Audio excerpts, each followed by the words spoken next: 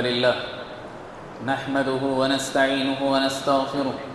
ونعوذ بالله من شرور أنفسنا ومن سيئات أعمالنا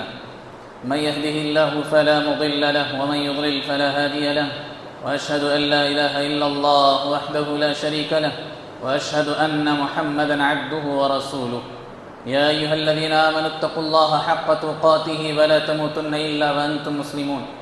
يا أيها الناس اتقوا ربكم الذي خلقكم من نفس واحدة وخلق منها زوجها وبث منهما رجالا كثيرا ونساء واتقوا الله الذي تساءلون به والأرحام إن الله كان عليكم رقيبا يا أيها الذين آمنوا اتقوا الله وقولوا قولا سديدا يصلح لكم أعمالكم ويغفر لكم ذنوبكم ومن يطع الله ورسوله فقد فاز فوزا عظيما أما بعد فإن خير الحديث كتاب الله وخير الهدي هدي محمد صلى الله عليه وسلم وشر الأمور محدثاتها وكل محدثة بدعة وكل بدعة ضلالة وكل ضلالة في النار أعوذ بالله السميع العليم من الشيطان الرجيم من همزه ونفخه ونفثه بسم الله الرحمن الرحيم إنا كفيناك المستهزئين حاضرین جمعہ اور پردہ نشین خواتین اسلام، خطبہ مسنونہ کے بعد سورہ حجر کی ایک مختصر آیت آپ کے سامنے رکھی گئی، جس میں اللہ رب العالمین نے فرمایا: اے نبی محمد صلی اللہ علیہ وسلم، جو بھی آپ کا مذاق اڑاتے ہیں، آپ کی انسلٹ کرتے ہیں، ان سے نمٹنے کے لیے ہم خود کافی ہیں۔ اللہ رب العالمین نے اس آیت کریمہ میں اللہ کے نبی علیہ السلام سے فرمایا کہ اے نبی، آپ کا مذاق جو بھی اڑاتے ہیں دنیا میں، چاہے آپ کی زندگی میں ہو، چاہے قیامت تک آنے والا کوئی بھی انسان ہو، چاہے وہ کسی بھی مذہب سے تعلق رکھنے والا ہو، جب کوئی بھی مذاق اڑاتا ہے، اللہ رب العالمین کہتا ہے کہ ہم اس سے نمٹنے کے لیے کافی ہیں۔ یعنی چاہے انسان اور مومنین اس کے حق میں کچھ کوشش کریں نہ کریں، اللہ رب العالمین فرماتے ہیں کہ ہم ہر حال میں ایسے دشمنوں کو جو آپ کا مذاق اڑاتے ہیں، آپ کی عزت سے کھلواڑ کرتے ہیں یا آپ کی انسلٹ کرتے ہیں،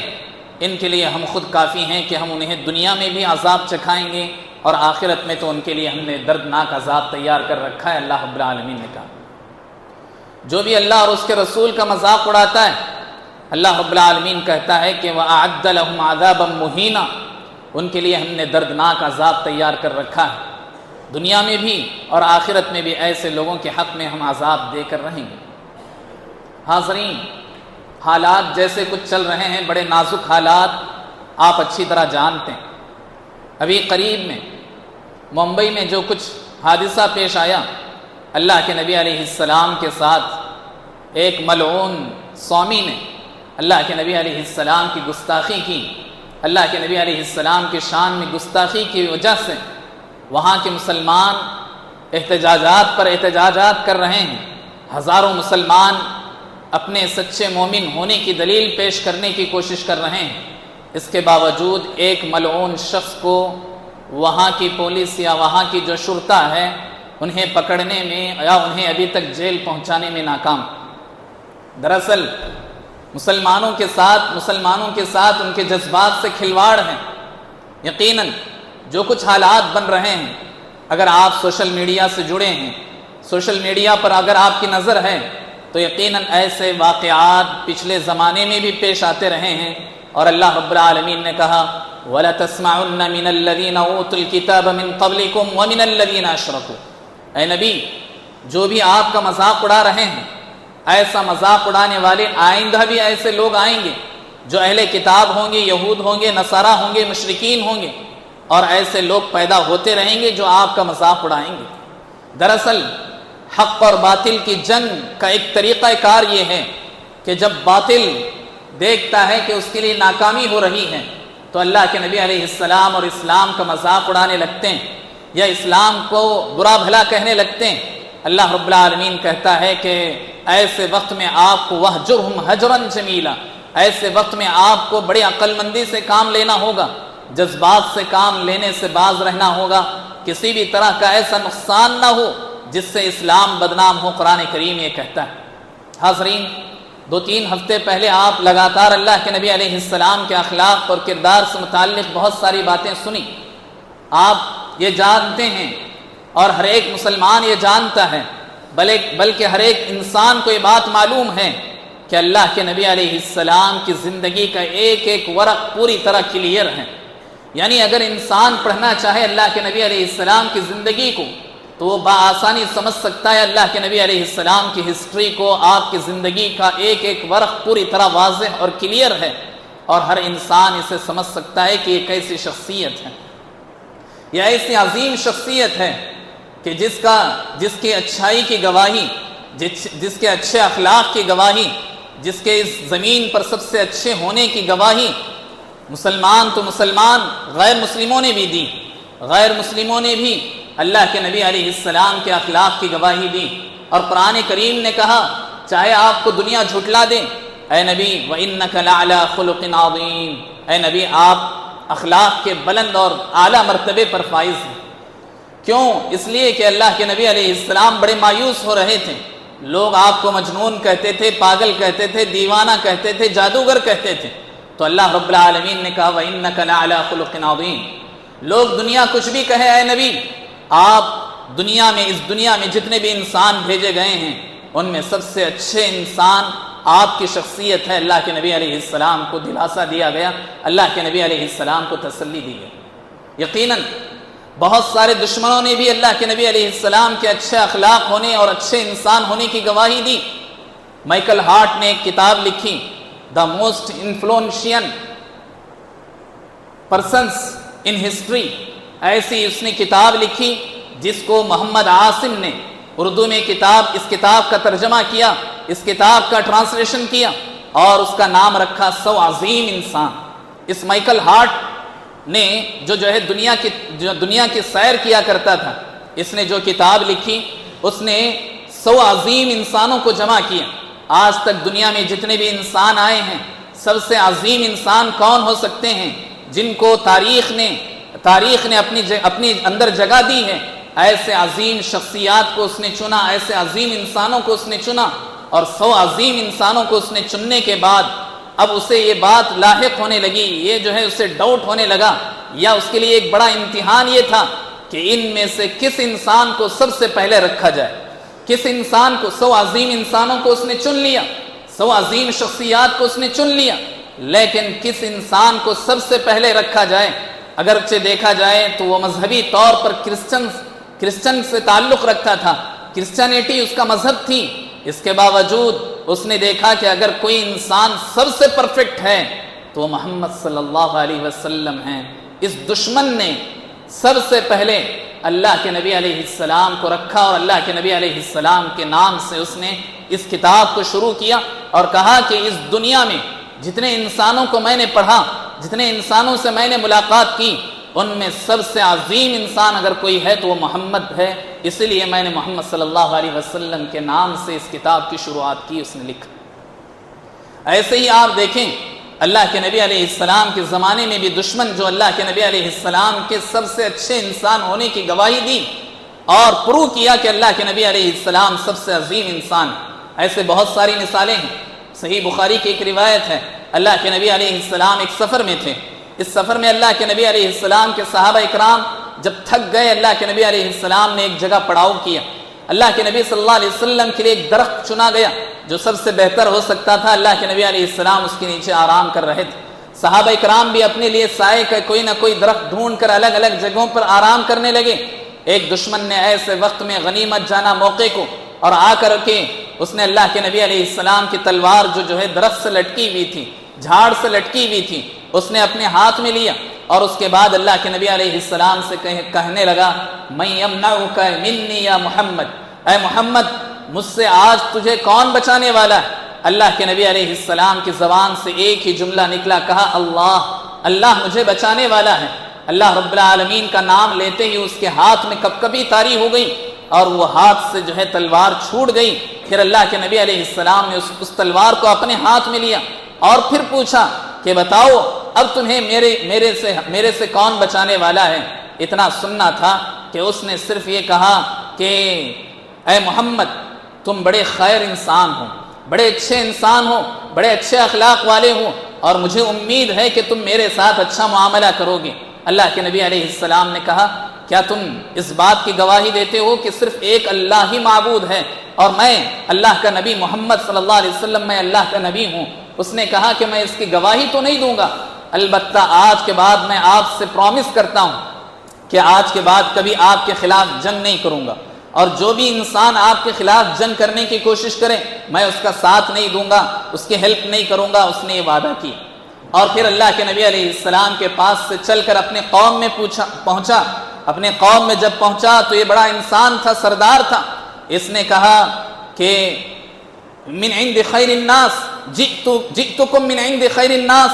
لوگوں میں تمہارے درمیان اس زمین پر سب سے عظیم انسان جو ہو سکتا ہے اس سے ملاقات کر کے آ رہا ہوں، اس کا دین غالب آ کر رہے گا۔ اس دشمن نے اللہ کے نبی علیہ السلام کے اچھے اخلاق ہونے کی گواہی دی۔ حاضرین،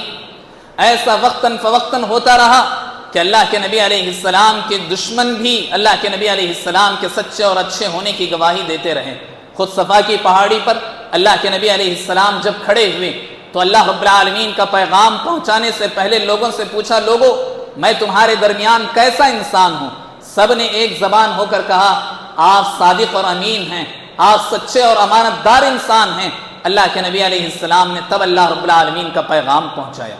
تو حاضرین، دشمن بھی اللہ کے نبی علیہ السلام کی گواہی دیتے تھے، اور یقیناً صحابہ اکرام کے اندر تو اللہ کے نبی علیہ السلام کی محبت کی انتہا تھی۔ سب سے زیادہ ٹوٹ کر محبت کرنے والی شخصیات اگر کوئی اس دنیا میں پیدا ہوئے تو اللہ کے نبی علیہ السلام سے محبت کرنے والے صحابہ اکرام تھے۔ حضرت خبیب بن عدی رضی اللہ عنہ کے بارے میں آتا ہے، آپ نے بارہا سنا اس واقعے کو، صحیح بخاری کی روایت ہے۔ حضرت انس بن مالک رضی اللہ عنہ کہتے ہیں کہ حضرت خبیب بن عدی رضی اللہ عنہ کو جب سولی پر چڑھایا گیا، یہ سب سے پہلی شخصیت تھی، سب سے پہلا انسان تھا جو اسلام کے لیے سولی پر اپنی جان دے رہا تھا۔ جب حضرت خبیب بن عدی رضی اللہ عنہ کو سولی پر لٹکایا گیا، دشمنوں میں سے ایک دشمن نے پوچھا کیا تمہاری اب یہ خواہش ہوگی کہ تمہاری جگہ محمد ہو اور تمہیں جان بخشی دی جائے، یعنی تمہاری جان بخش دی جائے، تمہیں چھوڑ دیا جائے اور تمہاری جگہ محمد صلی اللہ علیہ وسلم جو ہے سولی پر دے دیے جائیں؟ اس نے کہا، یعنی حضرت خبیب بن عدی رضی اللہ عنہ نے کہا اللہ کی قسم، اللہ کے نبی علیہ السلام تو میری جگہ میں تو چھوڑو، اللہ کے نبی علیہ السلام کے پیر میں اگر کانٹا بھی چبھ رہا ہے اور اس کے بدلے میں مجھے جو ہے جان بخشی دی جا رہی ہے، تب بھی مجھے یہ پسند نہیں کہ اللہ کے نبی علیہ السلام کو ایک کانٹے کی بھی تکلیف ہو اور اس کے بدلے میں مجھے چھوڑ دیا جائے، مجھے یہ پسند نہیں۔ حضرت خبیب بن عدی رضی اللہ عنہ نے بیان کی۔ ایسی بے شمار مثالیں صحابہ اکرام کی ہیں جس سے صحابہ اکرام کی محبت اللہ کے نبی علیہ السلام سے اچھی طرح معلوم ہوتی۔ حاضرین، کہنا میں کیا چاہتا ہوں؟ کہنا یہ چاہتا ہوں کہ اللہ کے نبی علیہ السلام اس زمین پر سب سے عظیم انسان تھے، اس کے باوجود قرآن کریم کہتا ہے کہ اے نبی آپ کے ساتھ لوگ جو ہے بدتمیزی کریں گے، آپ کو جادوگر کہیں گے، آپ کو دیوانہ کہیں گے، آپ کو پاگل کہیں گے، آپ کو رائینہ کہیں گے۔ رائینہ کہا کرتے تھے، یعنی اللہ کے نبی علیہ السلام کو یہ لوگ اللہ کے نبی علیہ السلام کو کہا کرتے تھے کہ یہ تو چرواہا ہے، یہ تو چرواہا ہے، اللہ کے نبی علیہ السلام سے کہتے تھے۔ اور اللہ کے نبی علیہ السلام کے پاس جب یہ اہل کتاب یعنی یہود و نصارہ بات کرنے کے لیے آتے تو اللہ کے نبی علیہ السلام سے کہتے تھے السلام علیکم کی جگہ یہ کہتے تھے السلام علیکم۔ السلام علیکم کا معنی ہے آپ پر سلامتی ہو، اللہ رب العالمین آپ کی حفاظت کرے،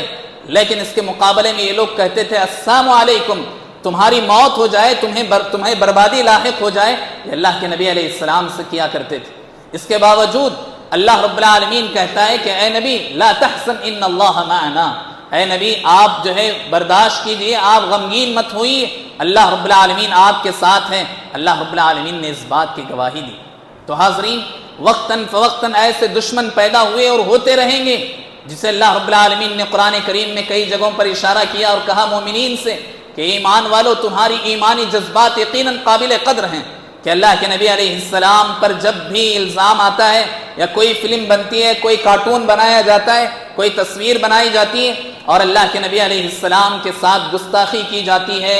تو کوئی بھی مسلمان اس کو برداشت نہیں کرتا، اور یقیناً برداشت نہیں کرتا، اور برداشت نہیں کرنا چاہیے۔ یہی ہمارے ایمان کی علامت ہے، یہی ہمارے ایمان کی علامت ہے کہ اللہ کے نبی علیہ السلام کے ساتھ کوئی شخص بدتمیزی کرے اور ہمارا ایمان اس بات کی گواہی دے کہ ہم اللہ کے نبی علیہ السلام کے سچے محب ہیں، سچی محبت کرنے والے ہیں۔ تو حاضرین، ایسے وقت میں بہت سارے مسلمان جذبات میں آ کر غلطیاں بہت ساری کرتے ہیں۔ آج کے خطبے میں صرف 3 باتوں کی طرف آپ کو اشارہ کرنا چاہتا ہوں۔ ان 3 باتوں کو ہم اور آپ یاد رکھنا چاہیے۔ حاضرین، جیسا کچھ ممبئی میں چل رہا ہے، ہزاروں مسلمانوں کے احتجاج کے باوجود، ریلیوں کے باوجود، آج تک بھی اس شخص کو سزا نہیں دی گئی، آج تک بھی اس شخص کو اندر نہیں ڈالا گیا، تو یقیناً بہت سارے مسلمان مایوس ہو چکے ہیں کہ اللہ کے نبی صلی اللہ علیہ وسلم کے ساتھ بدتمیزی کرنے والا بدتمیزی کر رہا ہے، اس کے باوجود نہ اللہ رب العالمین کی طرف سے اس پر عذاب نازل ہو رہا ہے، اور نہ ہی مسلمان ہونے کے باوجود ہم اتنا سب کچھ کر نہیں سک رہے ہیں، یعنی اللہ کے نبی علیہ السلام کی محبت میں ہم اس کے حق میں کچھ نہیں کر رہے ہیں۔ اللہ رب العالمین نے کہا مسلمانوں کو مایوس ہونے کی ضرورت نہیں،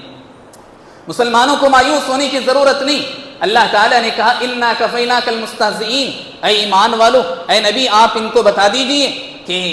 جب بھی اللہ کے نبی علیہ السلام کے ساتھ کوئی مذاق کرتا ہے تو اللہ رب العالمین اس سے نمٹنے کے لیے کافی ہے، یعنی یہ کہ اللہ رب العالمین اس کا بدلہ ضرور لے کر رہے گا۔ ایسی بہت ساری مثالیں ہیں، 2 مثالیں آپ آج اپنے ذہن میں رکھیے اور اپنے ساتھ کبھی مایوسی کو ساتھ آنے نہ دیجیے۔ یعنی یہ کہ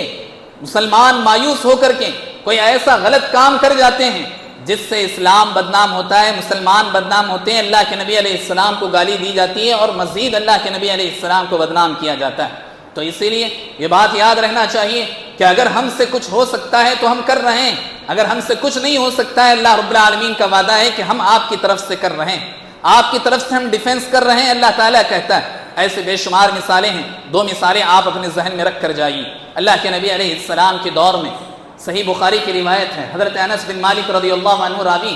اللہ کے نبی علیہ السلام کے دور میں ایک بنو نجار کا ایک عیسائی کرسچن اسلام قبول کیا، اللہ کے نبی علیہ السلام کے پاس مسلمان ہو کر آیا، اللہ کے نبی علیہ السلام نے بڑی تکریم کی، بڑی عزت اسے دی، اور اس نے بہت جلد سورہ بقرہ اور سورہ آل عمران جو بڑی بڑی صورتیں ہیں اس نے بیہٹ کر لیا، اس نے اس کو یاد کر لیا۔ اللہ کے نبی علیہ السلام نے دیکھا کہ یہ بڑا قابل انسان ہے، بڑا اچھا انسان ہے، اللہ کے نبی علیہ السلام نے اس کو اپنا کاتب وحی بنا دیا، کاتب وحی بنایا، یعنی یہ کہ قرآن کو جب بھی اللہ رب العالمین جبرائیل علیہ السلام کے ذریعے کوئی آیت نازل کرتا تو حضرت جبرائیل علیہ السلام کے آ کر جانے کے بعد اللہ کے نبی علیہ السلام اس کو لکھنے کے لیے اس شخص کو بلایا کرتے تھے، اس شخص کو بلایا کرتے تھے اور اس سے اللہ کے نبی علیہ السلام لکھوا لیا کرتے تھے، اس لیے کہ اللہ کے نبی علیہ السلام کو لکھنا اور پڑھنا نہیں آتا تھا۔ اللہ کے نبی علیہ السلام جب اس سے لکھوایا کرتے تھے، کچھ ہی دن کے بعد یہ شخص مرتد ہو گیا، یہ شخص واپس مرتد ہوا، اور ہوا یہ کہ اللہ رب العالمین کا کرنا ایسا ہوا کہ یہ شخص مرتد تو ہوا ہی ہوا، ساتھ ہی ساتھ اپنی قوم میں جانے کے بعد اس کے قوم والوں نے اسے بڑی کرسی دی، بڑی عزت کی، اس کے بڑی آہو بھگت کی، اس کو بہت زیادہ ویلکم کیا، اور اس کے بعد اس نے اللہ کے نبی علیہ السلام پر ایک بڑا الزام یہ دیا، اس نے کہا کہ یہ محمد کو نہ لکھنا آتا ہے نہ پڑھنا آتا ہے، جو کچھ میں لکھ کر دیتا ہوں وہی تمہیں سناتا ہے، وہی تمہیں بتاتا ہے، اصل میں نہ اس کے پاس کوئی وحی آتی ہے، نہ کوئی اللہ رب العالمین کا اس کے پاس پیغام آتا ہے، یہ سب جھوٹ ہے، اس نے کہا۔ اللہ رب العالمین کا کرنا ایسا ہوا کہ کچھ ہی دن کے بعد یہ ملعون مر گیا، یہ شخص مر گیا۔ جب مر گیا تو اس کے قوم والوں نے اسے قبرستان میں دفن کیا، قبرستان میں جب دفن کیا تو اللہ تعالیٰ کا کرنا ایسا ہوا کہ صبح اٹھتے ہی کیا لوگ دیکھتے ہیں کہ اس کی لاش باہر پڑی ہوئی، اس کی باڈی باہر پڑی ہوئی ہے۔ لوگ پریشان ہوئے، کرسچنز جو تھے انہوں نے آپس میں کہنا شروع کیا کہ یہ مسلمانوں کی سازش ہے، مسلمان اپنی دشمنی کا بدلہ لے رہے ہیں، ہمارے اس شخص کے ساتھ غلط کام کر رہے ہیں۔ اللہ کے نبی علیہ السلام بھی دیکھ رہے ہیں اور صحابہ اکرام بھی دیکھ رہے ہیں۔ اللہ رب العالمین کا کرنا ایسا ہوا کہ دوسری مرتبہ بھی انہوں نے یہ سوچا کہ مسلمان اب کی بار اور زیادہ ہم گڑھا کر کے اور زیادہ اندر تک ہم گڑھا کریں گے، اور اس کے بعد اس کی لاش کو ہم وہاں چھپائیں گے، اور اس کے بعد مسلمان اس کو ہاتھ نہ لگا سکیں۔ دوسرے دن انہوں نے بہت بڑا گڑھا کیا اور اس میں اس لاش کو چھپا دیا، یعنی یہ کہ اس لاش کو اس میں ڈال دیا اور اوپر سے مٹی ڈال دی۔ پھر تیسرے دن انہوں نے دیکھا کہ تیسرے دن بھی وہ لاش باہر پڑی ہوئی۔ تیسرے دن جب انہوں نے دیکھا تب بھی یہی کہا، اور اس کے بعد انہوں نے اس میں سے کچھ لوگ جو عقل مند تھے انہوں نے کہا کہ تم لوگ یہ بات جان لو، اعلموا لیس من هذه الناس، کہ لوگوں یہ بات جان لو کہ یہ کام مسلمانوں کا نہیں ہے، یہ کام مسلمانوں کا نہیں ہے بلکہ محمد کے ساتھیوں کا نہیں ہے۔ دراصل محمد کے ساتھ اس نے جو کچھ کیا اس کا بدلہ اللہ رب العالمین اسے دے رہا ہے۔ تیسرے دن انہوں نے کیا کہ تیسرے دن اتنا زیادہ گڑھا کھود دیا کہ شاید اب اس کو یہاں چھپا دیا جا سکے، اس سے زیادہ گڑھا اب وہ نہیں کر سکتے تھے۔ اتنا بڑا گڑھا کرنے کے بعد اس کی لاش کو اندر ڈالا، لیکن تیسرے دن کے بعد چوتھے دن کیا دیکھتے ہیں کہ چوتھے دن بھی باہر پڑی ہوئی ہے اس کی لاش، یعنی زمین نے اس کو قبول نہیں کیا۔ دنیا والوں کو بتایا کہ جو بھی اللہ کے نبی علیہ السلام کے ساتھ گستاخی کرے گا، اللہ کے نبی علیہ السلام کی عزت کے ساتھ کھلواڑ کرے گا، اس کا انجام اللہ رب العالمین ایسے ہی کرے گا۔ حاضرین، اللہ کے نبی علیہ السلام کے دور میں ایک بہت بڑا نام، بہت بڑا دشمن، جس پر اللہ رب العالمین نے پوری سورت نازل کی، تبت یدا ابی لہب وتب کہہ کر کے اللہ رب العالمین نے اس کا انجام بھی بہت برا کیا۔ یہ وہ سب سے بڑا سردار تھا جو اللہ کے نبی علیہ السلام کے ساتھ گستاخی کیا کرتا تھا، اللہ کے نبی علیہ السلام کو گالیاں دیا کرتا تھا، اللہ کے نبی علیہ السلام کے ساتھ جتنے کچھ تکلیف کے کام ہو سکتے تھے اپنی زندگی میں کیا کرتا تھا، اور اللہ رب العالمین نے اسے ایک بہت بڑے برے انجام کے ساتھ اسے موت عطا کی۔ کیسے ہوا؟ یہ کہ طاعون وغیرہ کی ایک ایسی جو ہے بیماری تھی جو پھیلنے والی بیماری تھی، اسی بیماری میں وہ بھی مبتلا ہو گیا۔ پہلی جنگ جب ہو گئی، جنگ بدر، اس کے بعد ابو لہب اس بیماری میں مبتلا ہوا۔ یہ ایسی بیماری تھی کہ آدمی اس کے قریب جانا نہیں چاہتا تھا، آدمی اسے چھونا نہیں چاہتا تھا، آدمی اسے اپنے گھر میں رکھنا نہیں چاہتا تھا، لیکن چونکہ یہ مکہ کا ایک بڑا سردار تھا، مکہ کا ایک بڑا سردار تھا، اپنے گھر میں تھا، لیکن اللہ رب العالمین کا کرنا ایسا ہوا کہ یہ شخص تڑپ تڑپ کر کے وہیں مر گیا۔ جب مر گیا تو اس کے بیٹے اس کے قریب جانا نہیں چاہتے تھے، مکہ کا کوئی انسان اسے دیکھنا نہیں چاہتا تھا، مکہ کا کوئی انسان اسے چھونا نہیں چاہتا تھا، اٹھانا نہیں چاہتا تھا، یہاں تک کہ انتظار میں 3 دن گزر گئے۔ جب اس کی لاش سے، اس کی باڈی سے بدبو آنا شروع ہو گئی تو ان کے بیٹوں نے مزدوروں کو لگا کر کے بڑے دور ہی سے پتھر برسا کر کے اس کی وہیں قبر بنا دیا اور اس کو جو ہے اسی طرح اس لاش کو چھپا دیا۔ تو گویا ابو لہب کا یہ انجام اللہ رب العالمین، اللہ کے نبی علیہ السلام بیان کرتے ہیں، بخاری کی روایت ہے، اللہ رب العالمین ایسے ہی انجام تک پہنچاتا ہے جو اللہ کے نبی علیہ السلام اور اسلام کا مذاق اڑانے کی کوشش کرتے ہیں۔ حاضرین، اگر ہم سے کچھ ہو سک رہا ہے تو ہمیں کرنا چاہیے، اگر نہیں تب بھی ہمیں انتظار کرنا چاہیے۔ اللہ رب العالمین ایسے لوگوں کو اپنے انجام تک پہنچاتا ہے۔ ابھی ماضی قریب میں آپ نے ایک شخص جو ہے مسلمان تھا، اپنے آپ کو مسلمان کہتا تھا، غیر مسلموں کے ساتھ مل گیا، غیر مسلم ہو گیا، پھر اس کا انجام کیا ہوا؟ آج وہ جو ہے اپنی موت کو یاد کرتا ہے، اپنی موت کو ترستا ہے۔ اپنے آپ سے اس نے جو ہے ایک مرتبہ میڈیا سے خطاب کرتے کہا کہ مجھے بار بار میرے دل میں یہ بات آتی ہے کہ میں خودکشی کر لوں، لیکن میں خودکشی بھی نہیں کر سکتا ہوں۔ اس طرح کی باتیں اس نے کہیں۔ دراصل اللہ رب العالمین نے ایسے شخص کو ایسا ہی انجام دیتا ہے، اور ایسے شخص کو ایسے ہی اللہ رب العالمین ترساتا ہے۔ آج اس کا کوئی مقام سماج میں نہیں ہے، کوئی مقام انسانوں کے پاس نہیں ہے۔ حالانکہ جب وہ اسلام سے ہٹ کر کے یا اپنے آپ کو مسلمان کہنے والا، حقیقت میں وہ مسلمان نہیں تھا، مسلمان کہنے والا جب پوری طرح غیر مسلم بنا اور پھر قرآن کی کچھ آیتوں کو نکالنے کی بات کہی، تو دراصل اللہ رب العالمین اسے اس انجام تک پہنچانا چاہتا تھا، اور اسے اس انجام تک پہنچایا کہ آج دنیا اس کا نام لینا بھی نہیں چاہتی۔ حاضرین، اللہ رب العالمین ایسے ہی انجام تک پہنچاتا ہے لوگوں کو، اسی لیے ہم اور آپ کو تسلی رکھنا چاہیے، اللہ رب العالمین سے دعائیں کرنا چاہیے۔ دوسرا کام جو مجھے اور آپ کو کرنا ہے وہ یہ کہ ہم اپنے آپ کو جذبات سے بچانا چاہیے، لیکن یہ بات یاد رہنا چاہیے کہ ایسا شخص جو اللہ کے نبی صلی اللہ علیہ وسلم کے خلاف کوئی بھی بات کہتا ہے، چاہے وہ مسلمان ہو کہ کافر، کوئی مسلمان رہتے ہوئے بھی اللہ کے نبی صلی اللہ علیہ وسلم کے ساتھ گستاخی کرتا ہے، تو پھر ایسے شخص کی سزا قتل ہے، ایسے شخص کی سزا قتل ہے۔ یہ اسلام اور مسلمانوں کو معلوم ہونا چاہیے۔ بعض مسلمان آج ایسے پیدا ہو گئے جو یہ کہتے ہیں کہ اگر یہ کہا جائے کہ محمد صلی اللہ علیہ وسلم کی عزت میں کوئی جو ہے کمی کرے گا، ان کو کوئی گالی دے گا، ان کے خلاف کوئی فلم بنائے گا، ان کو اگر قتل کرنے کی بات کریں گے تو اسلام بدنام ہوگا۔ ایسی بات نہیں اللہ کے بندو، آپ کو یہ بات یاد رہنا چاہیے، اللہ کے نبی علیہ السلام کے خلاف اگر کوئی بھی شخص بات کھولتا ہے، اپنی زبان کھولتا ہے، کوئی تصویر بناتا ہے، کوئی فلم بناتا ہے، کوئی کارٹون بناتا ہے، تو اسلام یہ کہتا ہے کہ اگر اسلامک لا ہے تو ہر حال میں اسے قتل کر دیا جائے، چاہے وہ مسلمان ہی کیوں نہ ہو، اور اگر وہ بعد میں توبہ بھی کرتا ہے تب بھی اس کی قتل کی سزا معاف نہیں ہوگی، قتل کی سزا معاف نہیں ہوگی۔ ہاں، وہ مسلمان رہتے ہوئے اسے قتل کر دیا جائے گا، لیکن جو شخص کافر رہے گا، کافر رہتے ہوئے اگر اس نے اللہ کے نبی علیہ السلام کے ساتھ کوئی گستاخی کرتا ہے تو اسے قتل بھی کر دیا جائے گا اور وہ ہمیشہ ہمیشہ کے لیے جہنم میں رہے گا۔ تو اللہ کے نبی علیہ السلام کے ساتھ کوئی بھی اس طرح کی گستاخی کرتا ہے اس کی سزا قتل ہے۔ ہر ایک مسلمان یہ بات جان لینا چاہیے۔ آج کچھ مسلمان یہ کہنے لگتے ہیں کہ اللہ کے نبی علیہ السلام اپنی زندگی میں خود معاف کر دیا کرتے تھے، اپنے جانی دشمنوں کو کئی مرتبہ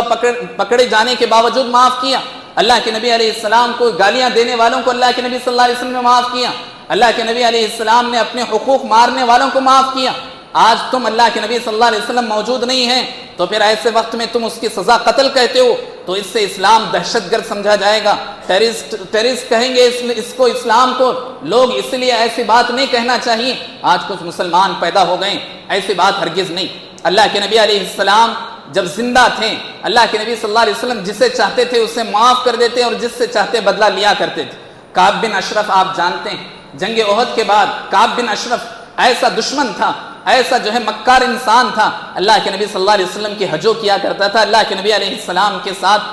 مذاق کیا کرتا تھا، گالیاں دیا کرتا تھا۔ اللہ کے نبی علیہ السلام نے بنو قریظہ کے 5 بڑے افراد کو بھیج کر کے، مسلمانوں کو بھیج کر کے اس کا قتل کروایا۔ وجہ کیا تھی؟ ریزن یہ تھا کہ یہ اللہ کے نبی علیہ السلام کی ہجو کیا کرتا تھا، مذاق اڑایا کرتا تھا، اللہ کے رسول صلی اللہ علیہ وسلم کی عزت سے کھلواڑ کیا کرتا تھا۔ اللہ کے نبی صلی اللہ علیہ وسلم نے اپنی زندگی میں کئی لوگوں کو معاف کیا، لیکن چاہے وہ مسلمان ہو کہ غیر مسلم، کوئی بھی انسان اگر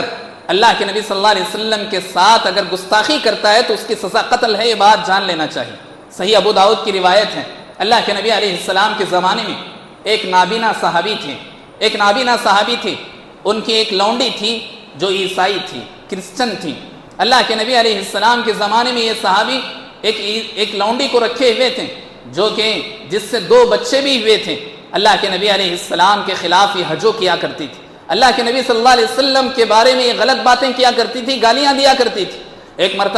کئی مرتبہ وارننگ دیا صحابی نے، شوہر نے کئی مرتبہ ان کو وارننگ دیا، کہا کہ اللہ کے نبی علیہ السلام کے خلاف ایسی باتیں نہ کرو، اس کے باوجود وہ مانی نہیں۔ ایک مرتبہ ہاتھ کو موقع ملا، رات کا موقع تھا، صحابی نے اٹھا اور ان کے ہاتھ میں ایک چھوٹی سی چھری تھی، اس کو لیا اور اس کے پیٹ میں گھونپ دیا، جس کی وجہ سے وہ قتل ہو گئی۔ صبح میں اللہ کے نبی علیہ السلام کو معلوم ہوا کہ ایک عورت کا قتل کر دیا گیا اور اسے باہر ڈال دیا گیا۔ اللہ کے نبی علیہ السلام نے صحابہ کرام کو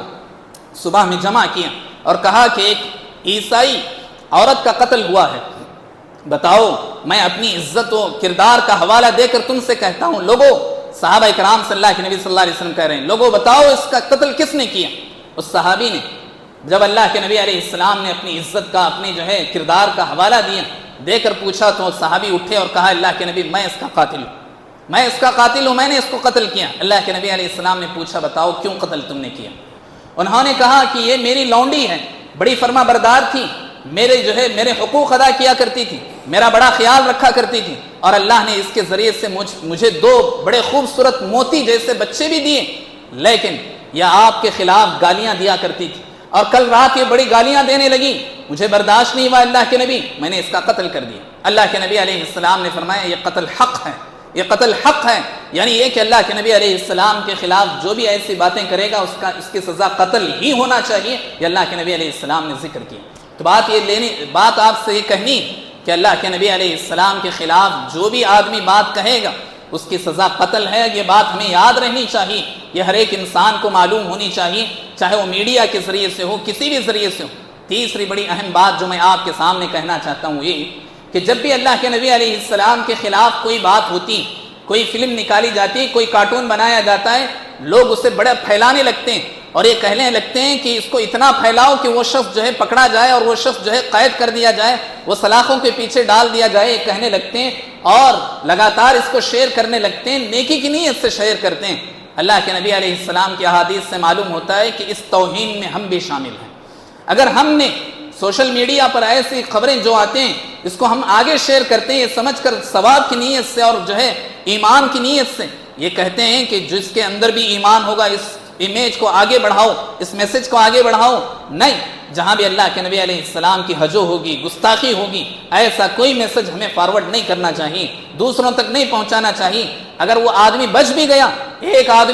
آدمی اگر اندر چلا بھی گیا تو آپ نے کتنے انسانوں کے درمیان اللہ کے نبی علیہ السلام کا مذاق اڑایا، اور ان کے مذاق اڑانے کا ذریعہ آپ بن رہے ہیں، سورس آپ بن رہے ہیں۔ یہ بڑی خطرناک بیماری جو ہم اور آپ کے درمیان چل رہی ہے، اور ہم یہ سمجھ کر یہ میسج آگے بڑھاتے ہیں کہ اللہ کے نبی علیہ السلام کے خلاف گستاخی ہوئی ہے، چلو پورے مسلمانوں کو معلوم ہونا چاہیے، پورے مسلمانوں کو معلوم ہونا چاہیے کہ اس فلم میں کیا ہے۔ تو اب اس فلم کو جو ہے آدمی ٹٹولنے لگتا ہے کہ چلو اللہ کے نبی صلی اللہ علیہ وسلم کے خلاف کیا باتیں کہی گئی سنیں گے، میں بھی سنوں گا، میں بھی دیکھوں گا، تو بھی دیکھے گا، یہ سب کہہ کر کے لوگ جو ہے اس میں پڑھنے لگتے ہیں۔ دراصل یہ اللہ کے نبی علیہ السلام کے ساتھ ہم بھی گستاخی کر رہے ہیں، اس لیے بہت بڑا گناہ ہے، اس جرم سے ہم اور آپ کو بچنا چاہیے۔ اللہ رب العالمین ہم ان 3 باتوں کو جو بڑی اہم ہیں میں نے آپ کے سامنے رکھی ہیں، ہمیں اس پر عمل پیرا ہونے اور دوسروں تک پہنچانے کے اللہ تعالیٰ توفیق عطا فرمائے۔ جو کچھ باتیں اللہ رب العالمین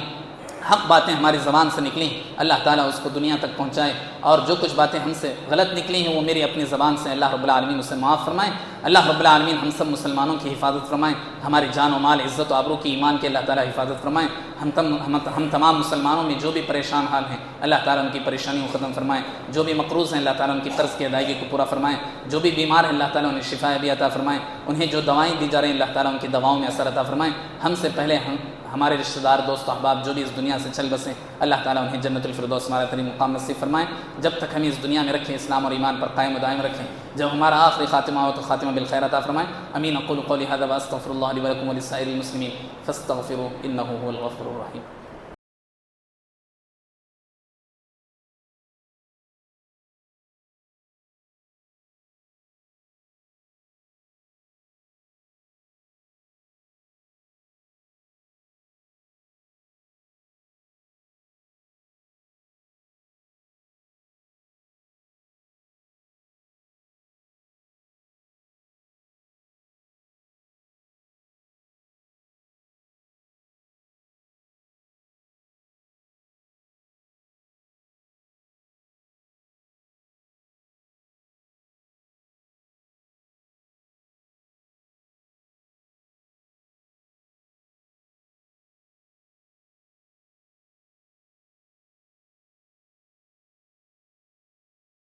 Thank you.